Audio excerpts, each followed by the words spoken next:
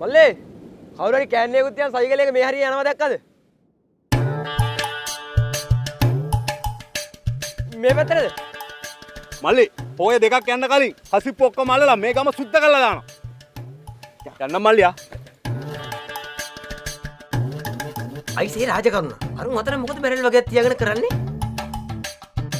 අයියෝ ඒකවත් දන්නේ නැද්ද? ඒ තාරවුණු කො නවත්තර. ලයිසන් එක ගන්න. බයිසිකලේට ලයිසන් නැද්ද? 6 මාසෙකට ඉරි දාන්න වෙනවනේ. අනිත් එක හෙල්මට් උත් නැහැ. හෙල්මට් ලයිසන් නැතුව පාර යන්න බෑ කියලා කතා කරන්න එපා. බයිසිකලේට රාජකාරියට බාධා කරන්න එපා.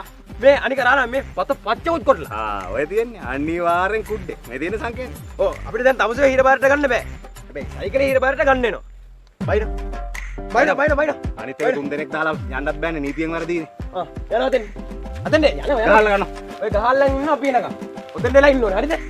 අපි පුළුවන් වුණොත් එනවා. ඌනම් තනි මොංගලී දාලා හාමි. එතනින් දකුණට හරවමුනේ. නෑ වමට.